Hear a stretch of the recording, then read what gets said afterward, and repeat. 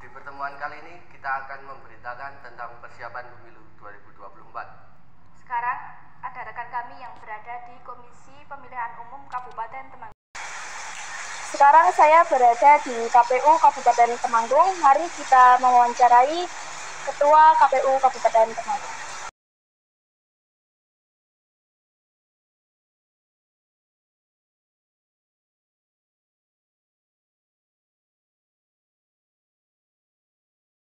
Selamat siang, Pak. Selamat siang, Dek. Sebelumnya nama Bapak siapa ya, Pak? Ya, saya perkenalkan diri ya. Jadi nama saya Henry Sofyan Rois. Saya Ketua KPU Kabupaten Temanggung. Bapak, apakah proses tahapan pemilu sampai dengan saat ini berjalan dengan baik? Sudah sampai manakah tahapan perjalanan pemilu saat ini? Ya, alhamdulillah ya sekalian, tahapan pemilu 2024 di Kabupaten Temanggung sudah berjalan dengan baik, semuanya berjalan dengan lancar. Saat ini dari tahapan pemilu itu kita sudah melalui beberapa sesi tahapan, mulai kemarin, mulai dari pendaftaran peserta pemilu, baik itu partai politik, kemudian calon DPD, calon DPR RI, calon presiden sudah berjalan, kemudian sekarang tahapannya untuk pencalonan itu sudah masa kampanye ya. Adik-adik mungkin bisa melihat sekarang sudah ada kampanye yang menggunakan alat peraga kampanye yang tertempel atau ada di pinggir-pinggir jalan itu. Kemudian kami dari KPU juga sedang melakukan penyortiran dan pelipatan surat suara yang dilaksanakan di Indoor Gor Bambu Runcing Kabupaten Temanggung. Kami juga sekarang sedang melakukan perekrutan petugas kelompok penyelenggara pemungutan suara atau KPPS yang nantinya akan bertugas di TPS pada tanggal 14 Februari 2024 untuk menyelenggarakan pemungutan dan penghitungan suara. Itu antara lain tahapan pemilu yang sedang kita laksanakan untuk saat ini. Di manakah tempat pelipatan suara dilakukan, Pak? Ya, seperti yang saya katakan tadi, kami sekarang sedang melakukan sortir dan pelipatan surat suara untuk pemilu 2024 yang dilakukan di Indoor Tenis Gor Bambu Runcing Kabupaten Temanggung. Jadi besok pemungutan suara terdiri dari 5 jenis surat suara. Ada surat suara presiden, surat suara DPR RI, DPD RI, DPRD provinsi dan DPRD Kabupaten Temanggung. Nah, sekarang surat suara itu sedang kita sortir dan lipat suara. Sortir itu untuk menyeleksi mana surat suara yang bisa digunakan, terus kemudian dilipat, dan mana yang tidak bisa digunakan. Nah, kalau yang tidak bisa digunakan karena ada rusak, ada cacat, itu kita pinggirkan. Kemudian yang bagus, yang bisa dilipat, kita lipat.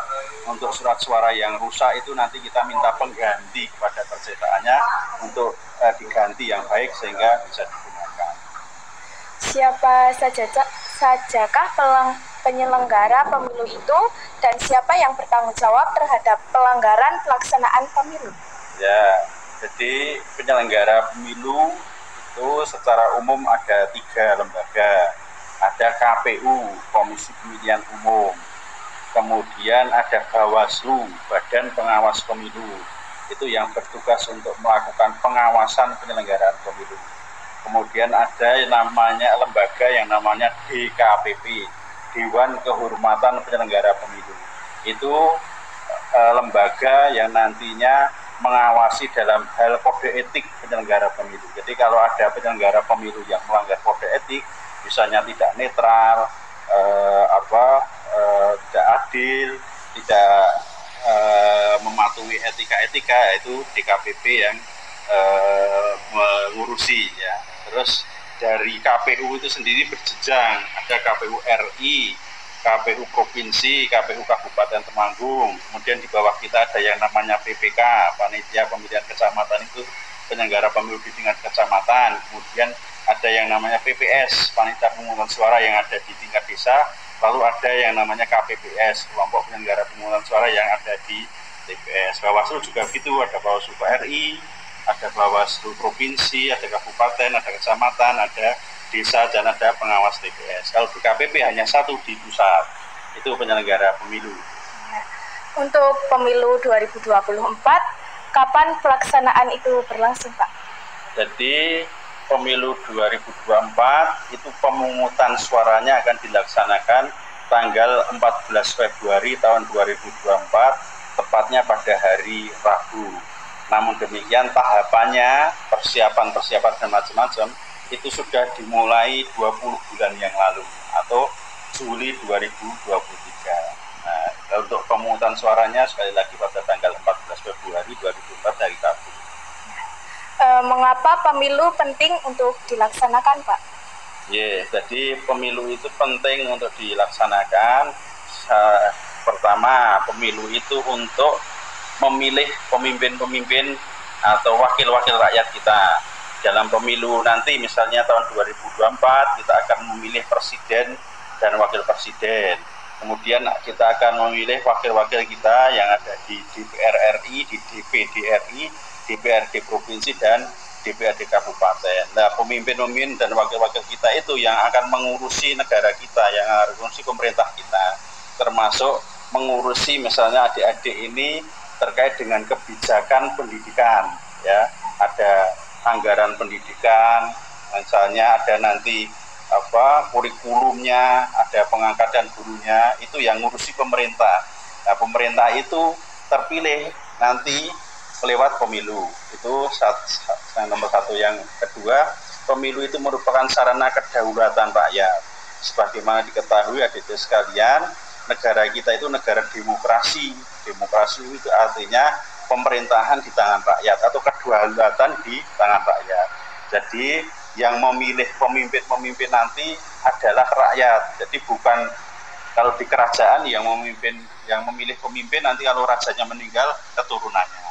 Kalau di negara militer misalnya, negara yang junta militer, nanti pemilih rakyatnya yang jadi pemimpin mungkin bisa lewat pemberontakan, misalnya ada perebutan kekuasaan dan lain-lain. Tapi di negara kita itu negara demokrasi, rakyat yang memilih pemimpin. Jadi pemilu itu sebagai sarana kedaulatan rakyat, sebagai sarana untuk menunjukkan bahwa rakyat itu memang berkuasa dan memilih pemimpin-pemimpinnya.